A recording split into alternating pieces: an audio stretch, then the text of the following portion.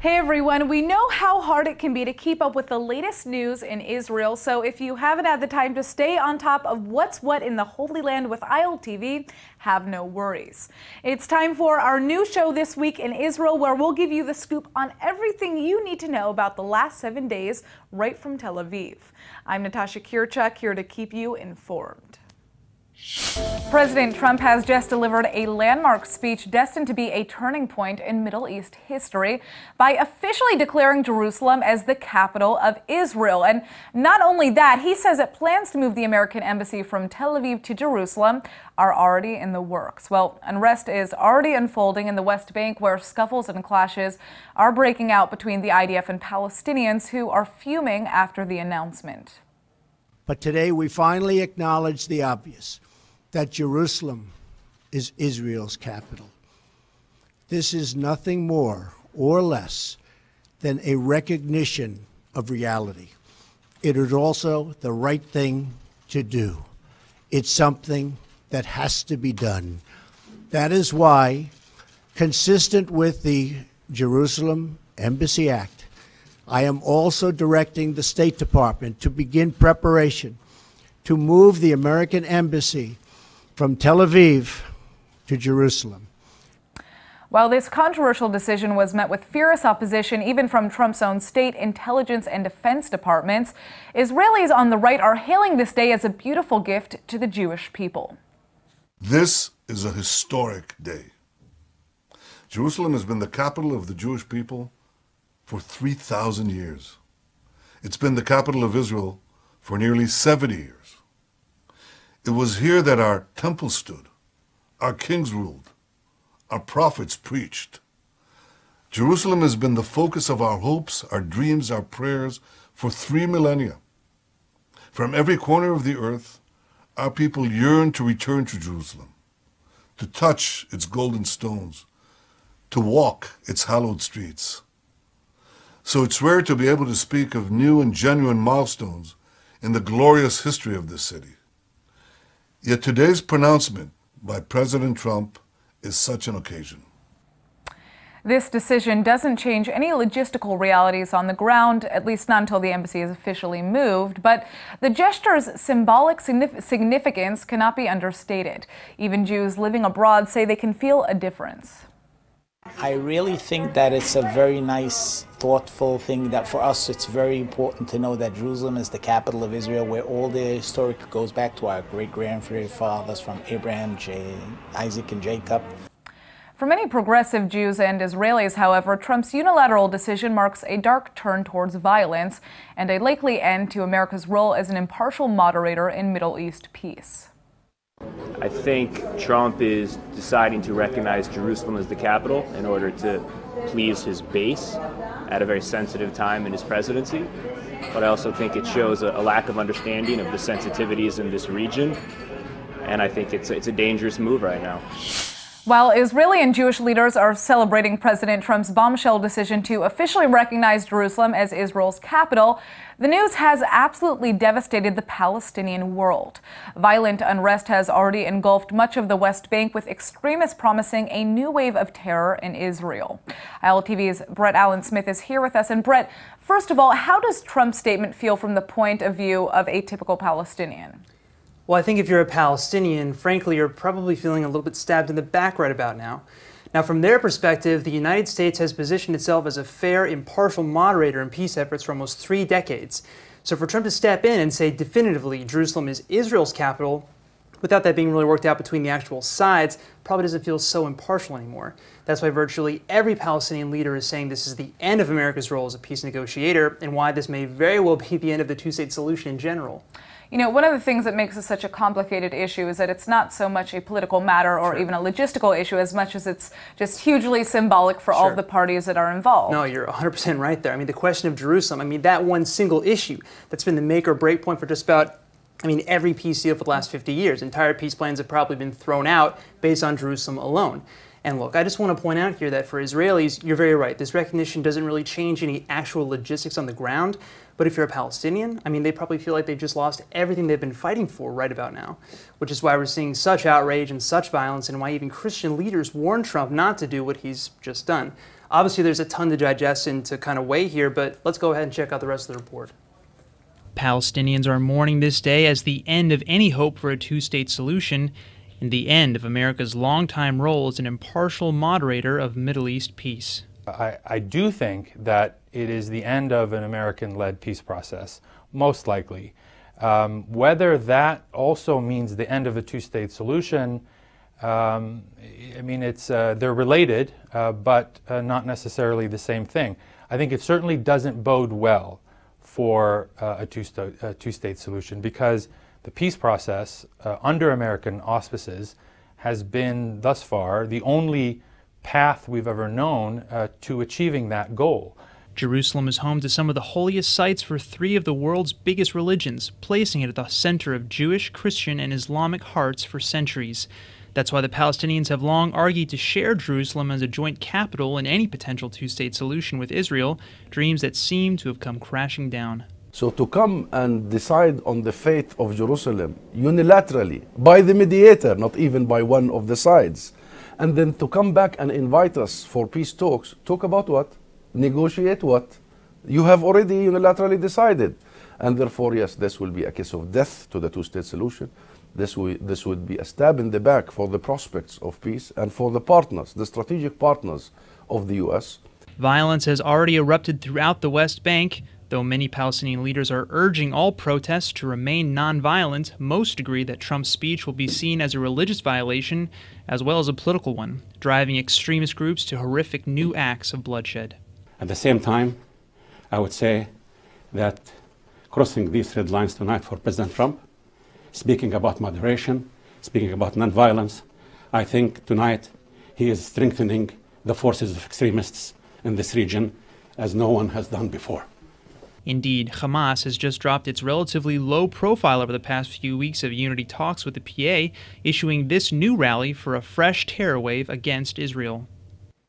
إننا نطالب وندعو بل ونعمل وسنعمل على إطلاق انتفاضة في وجه الاحتلال الصهيوني. لا يوجد اليوم أنصاف حلول، ولا يوجد اليوم التحرك في المربعات الضيقة لنطلق العنان لكل أبناء شعبنا الفلسطيني ليعبروا عن الغضب وعن التمسك بحقهم الأزلي في القدس وفي كل فلسطين. Palestinian Authority President Mahmoud Abbas has just called for all PA officials to leave their posts in the U.S., a clear sign that the Palestinians no longer see America as any kind of peace negotiator. Well, shockwaves from President Trump's decision to officially recognize Jerusalem as Israel's capital are being felt all over the world. Yet Israeli Prime Minister Netanyahu is confident that in light of Trump's promise to move the U.S. embassy to Jerusalem, many more countries are sure to follow. ובהזדמנות הזאת אני רוצה לבשר לכם שאנחנו כבר נמצאים במגעים עם מדינות אחרות שיכירו הכרה דומה, ואין לי ספק שברגע שתעבור השגרירות האמריקנית לירושלים, ועוד לפני כן, יהיה מעבר של שגרירויות רבות לירושלים. Along these lines, the Czech Republic has just announced official recognition of pre-1967 West Jerusalem as Israel's capital. And word is that the Philippines may be considering following Trump's lead and move its embassy to Jerusalem as well. However, the vast majority of international countries have condemned Trump's words, saying the fate of Jerusalem should be left to the Israelis and the Palestinians to decide, not a third party. Je ne partage pas cette décision et que je la désapprouve parce qu'elle contrevient au droit international, elle contrevient aux résolutions du Conseil de sécurité des Nations Unies et la France réitérera ce qui est sa position au Conseil de sécurité. Le statut de Jérusalem, c'est une question de sécurité internationale qui concerne toute la communauté internationale et la solution, elle doit être trouvée par une négociation entre Israéliens et Palestiniens. Et c'est dans ce cadre que Jérusalem pourra avoir un statut sous l'égide des Nations Unies. Israeli officials remain adamant that Jerusalem is both a Jewish and an Israeli capital and emphasize its recognition on the global stage. נאמתי עכשיו כאן בפני חברי הפרלמנט האירופי וסיפרתי להם עד כמה ההצהרה של הנשיא טראמפ שמכירה בירושלים כבירת ישראל היא חשובה עבורנו, היא חשובה עבור כל אזרחי מדינת ישראל. But the vast majority of peace partners, including key Arab players like Saudi Arabia, Egypt, and Jordan, say Trump's unilateral decision creates a dangerous instability at a time and demolishes decades of past diplomatic work. President Trump's announcement on Jerusalem has a very worrying potential impact. It is a very fragile context, and the announcement has the potential to send us backwards to even darker times than the ones we are already living in. The European Union has a clear and united position. We believe that only realistic solution to the conflict between Israel and Palestine is based on two states, and with Jerusalem as the capital of both the State of Israel and the State of Palestine. With the United States now seen as largely withdrawing itself from its historic role as a moderator for Israeli-Palestinian peace and violence now erupting in the region, many worry that a solution to peace has never been further away.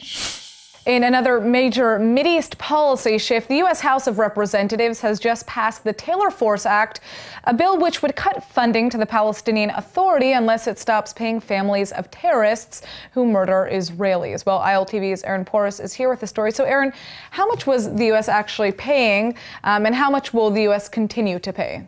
All right, so records for 2016 show that the United States was paying indirectly to the Palestinian Authority or through UNRWA about $700 million. Wow. Now, in 2017, the Palestinian Authority has already spent over half of that amount, $355 million, in payments to convicted terrorists, people who are sitting in Israeli prisons, and their families. Now, as to how much the United States would continue to pay if this bill passes its final reading in the Senate, then we don't exactly know. But we do know that there are some stipulations that the United States will continue to pay for humanitarian efforts. So the bill did pass through the House, but let's check out your report to see what happens next. The act must still pass the Senate vote before it's actually implemented, but it's already amassed huge support from both Republicans and Democrats alike, so it's expected to pass through the Senate later this month with flying colors. The bill in its current form cuts a massive percentage of American money to the Palestinians, while giving exceptions for PA water and childhood vaccinations, as well as hospitals in East Jerusalem. It's named in memory of former American Army officer Taylor Force, who was murdered by a Palestinian terrorist during a trip to Tel Aviv last year. Following the incident, congressmen realized that the Palestinian Authority actually pays families and terrorists who commit violence like this against Israelis on a regular basis. And now they're hoping this new legislation will change that system. Israel is believed to have just launched yet another airstrike on a military target in Syria. This comes mere days after Israeli jets were allegedly seen bombing an Iranian base in the region, and this new target appears to be a Syrian military outpost just outside of Damascus. As a matter of policy, Israel doesn't comment on its operations, but Syrian media is saying missiles were launched by Israeli fighters. Syria claims that they actually blocked the missiles from hitting their targets. However, video that has just surfaced on social media shows a barrage of rockets apparently exploding right on target. This outpost is said to be the same one targeted by the army back in 2013, intercepting a delivery of Russian-made SA-17 missiles to Hezbollah. This site is also known to be a scientific research center used by Syria, as well as a well-stocked arms cache. To see not one but two airstrikes like this in Syria just days apart could mean Israel is ramping up its strategy to prevent further conflict. Meanwhile, on Israel's southern border, the army is on high alert after rocket alarms went off in the region. The IDF has just reported, however, that they were false alarms and believe no rockets, in fact, have been fired. A 19-year-old Israeli was stabbed to death at a bus station on Thursday night, and his identity has now been cleared for publication. The teenager was an IDF soldier named Ron Yitzhak Kokia from Tel Aviv. A 19-year-old Israeli was stabbed to death at a bus station on Thursday night, and his identity has now been cleared for publication. The teenager was an IDF soldier named Ron Yitzhak Kokia from Tel Aviv. Kokia was serving in the Nachal Brigade, which is an infantry unit that is just outside of Arad. He was reportedly waiting for a ride at a bus stop near Arad's shopping mall on Thursday night when he was fatally attacked by multiple assailants. Medics rushed to the scene at around 9:30 p.m., but he was already in critical condition and pronounced dead before they could even make it to the hospital. Kokia has now been promoted posthumously to sergeant. His murder is being considered a terror attack by Israeli security forces. Meanwhile, the Palestinians have just laid 48-year-old Mahmoud Odeh to rest at a funeral attended by hundreds. Odeh was shot and killed by an Israeli settler after a mob of Palestinians allegedly attacked a group of children who were on a hike through the West Bank. That death is currently under investigation, and clearly the violence is leaving heavy scars on both sides of this conflict. New clashes have just erupted in the West Bank between Israelis and Palestinians. This is the same spot where just days ago a Palestinian man was shot and killed by an Israeli guard who says he acted in self-defense when Palestinians allegedly attacked a group of Israeli hikers. Things are clearly heating up, and we've just learned that another Palestinian man has just been shot. A group of extreme right-wing Israelis purposely entered the Area A second time, which the army has sealed off as a closed military zone in response to that previous incident. It's unclear how the violence flared up this time. What we do know is that a second Palestinian has been shot in the clashes and is in critical condition. No Israeli injuries have been reported. Meanwhile, police have confirmed that 2 suspects have been arrested on suspicion of murdering 19-year-old IDF soldier Ron Yitzhak Kokia. Kokia was brutally stabbed to death at a bus stop in the city of Arad. The Shin Bet says the terrorists are Israeli Bedouins who acted out of nationalistic motives. Sergeant Kokia was laid to rest earlier this week at a funeral attended by hundreds. Well, in a shocking move, the controversial recommendations bill, which would block police from suggesting criminal indictments to the Attorney General, has been nixed from today's final vote. This comes a mere 20 hours before the Knesset was set for the last and decisive read-through. ILTV's Aaron Porras is here to explain. Now, Aaron, what happened? In short, Prime Minister Netanyahu happened. He asked for the bill to respect the wishes of the people, which asked for the indictments against it, or not the indictments, the investigations against him to be removed from the bill, to not be included. Right. He himself actually previously asked for a very similar thing. And now it seems that until that bill is going to be rewritten, it's been removed from the item list. Now, you said that Netanyahu has asked for this before. If so, why is it only being rewritten right now? It's a difficult thing to answer because, unfortunately, there's not really any sort of clear response to that. What we do know is that David Bitan and David Amsalem, the 2 co-sponsors of the bill, have been pushing hard for this bill to apply to everything. Even in the committee in which David Amsalem actually heads, which oversaw the drafting of the bill and the pushing of it through, Likud MK Benny Begin actually said, okay, let's make sure that this does not apply to the investigations against Netanyahu. And Begin was actually removed from that committee and replaced with David Bitan, the other co-sponsor of the bill. And that just raised way more awareness about, corruption and things like that. A lot of red flags kind of went up after that. Be good for Netanyahu. Exactly. So one of 2 things is either happening. Either Netanyahu is doubling down and actually getting really serious with his request to remove that portion from the bill, or he's just reiterating how serious he is about that and forcing their hand. But I'll tell you more in my report right now. This about-face comes after weeks of intense debate, opposition, and even mass protest against the legislation. That's because critics see it as an obvious attempt to protect Prime Minister Netanyahu, who is currently at the center of 2 police probes for alleged corruption. Proponents for the bill, however, say the bill would protect Israeli citizens from public fallout who are eventually found innocent in court. But now Netanyahu himself is bringing things to a standstill and asking the bill to be rewritten, specifically so that it excludes his current investigations from the law. Fellow Likud lawmaker David Amsalem, who's been spearheading this bill, is blaming what he believes are, quote, violent left-wing Knesset members for the bill's stall. An estimated 20,000 demonstrators rallied in Tel Aviv this weekend picketing against this bill, so clearly it looks like their cries have been heard.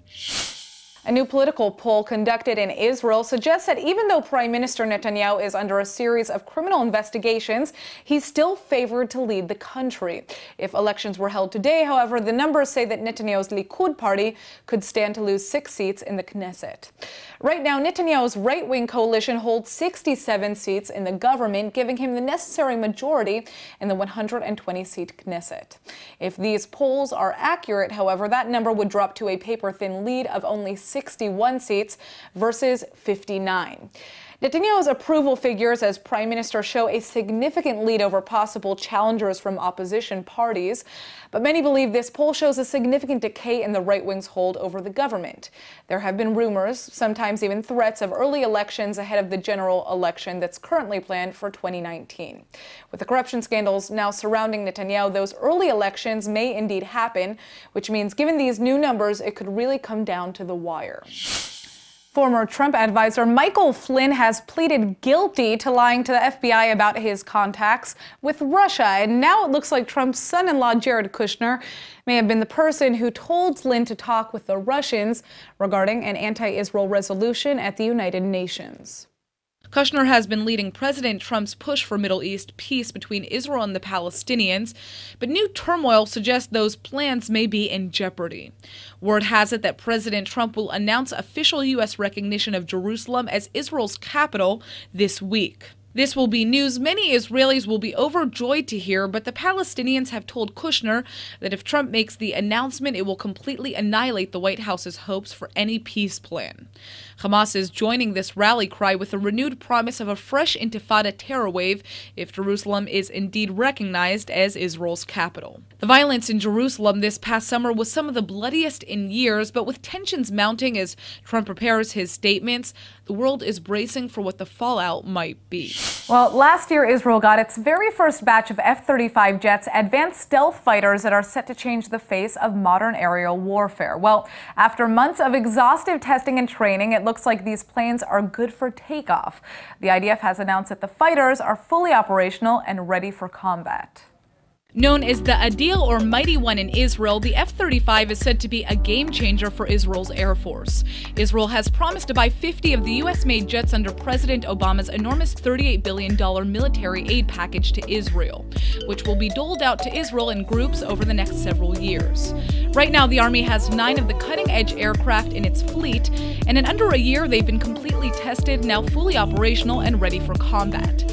Each Adil costs a whopping $100 million each, but with its advanced stealth tech and the ability to integrate with other jets to form a living information network, Israel clearly believes they're worth every penny. Well, it's time for our top 5 with ILTV's Emmanuel Kadosh. There are so many historical attractions, activities, and adventures to go on while visiting the Holy Land. But for all you animal lovers out there, here are the top 5 attractions just for you. At number 1, we have the Safari Ramat Gan, the Tel Aviv area's main zoo. This safari is reportedly the largest collection of wildlife in human care in the whole Middle East. Arranged as a 250-acre African safari park, the zoo is home to over 1,600 species of animals coming from Africa and beyond. The Safari Ramat Gan brings in over 700,000 visitors a year from all over the world and participate in 25 international programs for endangered species. So, have you visited yet? The Negev Zoo is number 2. Located near the city of Beersheba, the 2.5-acre zoo has a collection of birds, reptiles, and mammals. The zoo was originally established back in 1954 as a petting zoo next to a school nearby. But with a little support from the city of Beersheba and the Israeli Ministry of Education, the zoo finally became official. So, if you're visiting the area, which you should, make sure to check out the Negev Zoo. And number 3 is the Afrikef Monkey Park, located halfway between Tel Aviv and Jerusalem. The park is operated as a refugee and rehab center for hundreds of adorable monkeys that were used in lab experiments. Guided tours are even held every half an hour on the weekends, so what are you waiting for? At number 4 is the Biblical Zoo, or the Tisch Family Zoological Gardens, located in Jerusalem. A zoologist from the Hebrew University established the Biblical Zoo back in 1940 in an effort to preserve and display animals mentioned in the Bible. Now that the zoo is no longer limited to biblical animals, go check out the thousands of animals waiting for a warm welcome. At number 5, we have the Freedom Farm. And the name says it all. The founders of the farm both run a vegan-friendly lifestyle and aim to cause a conscious change in the way mankind treats animals. The Freedom Farm is mainly used as an active visitor center as well as an education center in efforts to widen people's hearts towards industrial animals. I absolutely love this initiative, but unfortunately that's all the time we have for today's Top 5. Back to you. That's it for this week's Roundup. Tune in next Friday for our next episode of This Week in Israel. I'm Natasha Kirchuk, and thanks for joining us from Tel Aviv.